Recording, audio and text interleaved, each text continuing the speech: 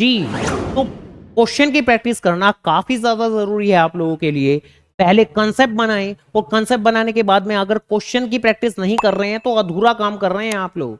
और साथ ही साथ वैरायटी ऑफ क्वेश्चन यानी कि जो नॉर्मल क्वेश्चन हमारे जर्नल लेजर के हैं वो तो करने ही है जी। कभी कभार आपके कंसेप्ट जज करने के लिए सीबीएसई इवन आगे चलकर सीयूटी के अंदर भी किसी भी तरह के फिल इन द ब्लैंक से क्वेश्चन भी आ जाते हैं आपके। तो आप तो अपने कंसेप्ट बनाए और थोड़ा सा माइंड को एप्लीकेबल करना सीखें कि कैसे उसको अप्लाई करते हैं अलग अलग वैरायटी ऑफ सिचुएशंस के अंदर। तो आओ सीखते हैं एक क्वेश्चन की ही मदद से बेहतरीन तरीके से। तो देखिए एक मिसिंग फिगर का क्वेश्चन है, ठीक है जी, जहां पर आपको एक P and L appropriation account बना के दिया हुआ है और दूसरा पार्टनर कैपिटल अकाउंट बना के दिया हुआ है। ये बात हम अच्छे से जानते हैं कि पी एंड एल एप्रोप्रिएशन और पार्टनर कैपिटल अकाउंट एक दूसरे के जस्ट अपोजिट अपोजिट चलते हैं। यानी जो भी चीजें एक्सपेंस के तौर पर आप यहां पी एंड एल एप्रोप्रिएशन के डेबिट साइड में दिखा रहे हैं, वही कॉरस्पॉन्डिंग चीजें वहां पर पार्टनर को आप दे रहे हो तो उनके क्रेडिट साइड में दिखाई जाएंगी। और बाई चांस अगर इंट्रासोन ड्रॉइंग जैसी बातें होंगी तो वो यहां तो क्रेडिट साइड में आएंगी लेकिन यहां पार्टनर कैपिटल अकाउंट के अपोजिट यानी डेबिट साइड में आने वाली हैं। अब करंटली क्वेश्चन के अंदर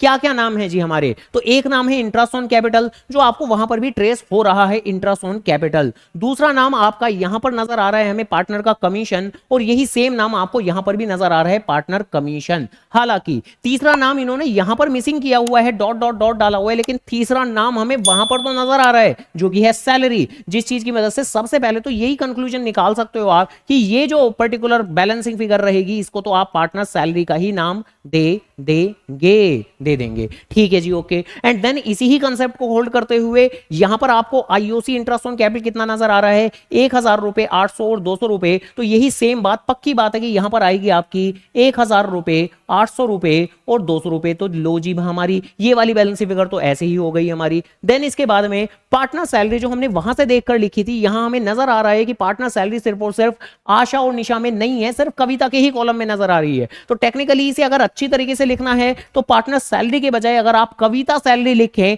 तो ज्यादा बेटर रहेगा, क्योंकि ऑब्वियसली सिर्फ कविता को ही सैलरी जा रही है। और कितनी सैलरी जा रही है तो वहां देख सकते हैं हम लोग 2000 रुपए की सैलरी जा रही है, तो सीधा सीधा यहां पर 2000 रुपए लिख देते हैं। तो देखिए इतनी बातें तो आपकी क्रॉसिंग क्रॉसिंग करके ही आपको पता लग जाती हैं। देन इसके बाद में अब आगे अब हम जानते हैं कि ये जो पार्टनर कमीशन होता है भाई, पार्टनर कमीशन कैलकुलेट किसकी मदद से किया जाता है, हमेशा नेट प्रॉफिट की मदद से। पार्टनर कमीशन की जो परसेंटेज होती है 10%, 5%, 20%, वो अप्लाई किस चीज पे करते हो आप, क्वेश्चन के नेट प्रॉफिट के ऊपर। हमेशा क्वेश्चन में दिया रहता था 10% at the rate net profit, partner is entitled to a commission 10% on the net profit. तो याद होना चाहिए आपको जो कमीशन है वो निकाला जाता है नेट प्रॉफिट की मदद से। तो देखिए यहां पर कमीशन की अमाउंट भी आपको मालूम है और यहां इन्होंने दिया भी हुआ है कि हमने कुछ 10/110 करके निकाला है और किस पर निकाला है, 13200 पर निकाला है। तो मोस्ट प्रोबेबली पक्की बात है कि ये 13200 ही हमारा कुछ रहा होगा। क्या रहा होगा,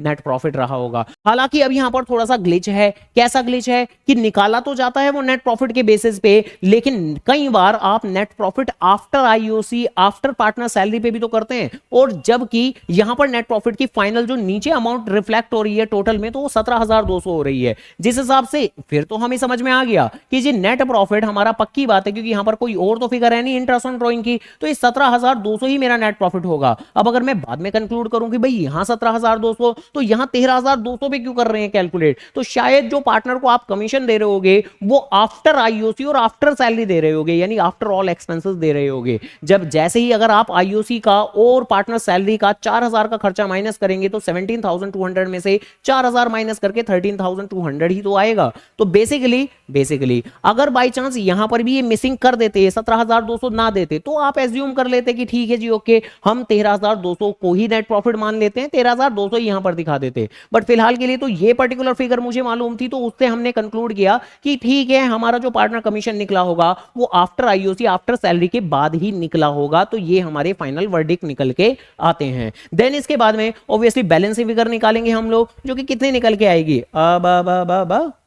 यानी 17200 में ये सारी फिगर हमें माइनस करनी है, तो यहां से आ जाएगा मेरा 12000 रुपए। और क्वेश्चन के अंदर बिल्कुल शुरुआत में इन्होंने बताया हुआ है कि जो प्रॉफिट शेयरिंग रेशो है वो है 2:1:1। तो इसके हिसाब से हम रेशो में जैसे इसे डिस्ट्रीब्यूट करने पर आएंगे तो बताओ मेरे बांगड़ू प्यारे प्यारे हैं क्या आएगा, 2 और 1 3 और 1 4 से डिवाइड करूंगा तो यहां पर आएगा मेरा 3000, यहां पर आएगा मेरा 3000 और फिर यहां पर आ जाएगा मेरा 6000। और यही सेम शेयर ऑफ प्रॉफिट जो आप पार्टनर को दे रहे हो, देखो आईओसी दे रहे थे, सैलरी दे रहे थे, वो सब कुछ दिख रहा था ना उधर अपोजिट साइड में। तो ऐसे ही अब जब ये हम दे रहे हैं तो ये 633 ये भी आपका यहां नजर आएगा। तो बीच में एक जगह मिसिंग किया हुआ है, तो यहां पर हमने 3000 रुपए लिख दिया, हो गई जी हमारी बात खत्म। तो इसी के साथ फिल इन द ब्लैंक्स हमारे सारे कंप्लीट हो चुके हैं, बस एक फिल इन द ब्लैंक्स को छोड़कर, टू बैलेंस ईडी। और टू बैलेंस ईडी तो बैलेंस फिगर के प्रोसेस से निकलता है, तो इसमें तो क्या ही दिक्कत की बात है। टोटल हम लोगों को रिफ्लेक्ट हो रहा है 27000, तो 27 में से 6 माइनस कर देते हैं तो 21000 का टू बैलेंस ईडी, 21 में से 5 माइनस कर देते हैं तो 16000 का टू बैलेंस ईडी, यानी कि आपको बैलेंसिंग करनी है। 9200 में से 4000 माइनस किया तो 5200 का टू बैलेंस ईडी। तो ये इस तरीके से हमने आज की इस सेशन के अंदर ये एक मिसिंग फिगर का क्वेश्चन किया जो थोड़ा सा अलग था, जिसमें सोचने का पैटर्न थोड़ा सा अलग था, बट ऑब्वियसली किया तो हमने अपने एग्जिस्टिंग कंसेप्ट की मदद से ही। तो जो शुरुआत में कह रहा था मैं कि कंसेप्ट बनाने के साथ साथ क्वेश्चन की प्रैक्टिस करना बहुत ज्यादा जरूरी काम है, क्योंकि अगर सीधा ये क्वेश्चन पेपर में आया और आप बिना तैयारी के चले गए, इस तरह के क्वेश्चन आपने आज से पहले किए ही नहीं, तो एग्जाम में हो सकता है आप सही कर दो, लेकिन जरूरत से ज्यादा वक्त ले जाओगे। और अगर आप चीज सही कर रहे हो लेकिन सही वक्त में नहीं कर रहे हो, देर लगा के कर रहे हो, तो वो भी भैया गलत ही है, आपकी ध्यान रखिएगा। क्योंकि अगर आप ज्यादा वक्त में सही काम कर रहे हो तो कुछ और क्वेश्चन आपके छूट जाएंगे ऐसे सिचुएशन में, जो आपके लिए ऑब्वियसली प्रॉब्लम का ही सबब बनेगा। तो ऐसी और क्वेश्चन देखने के लिए वीडियो को लाइक करते रहें, चैनल को सब्सक्राइब करते रहें। तो डन, टाटा बाय बाय।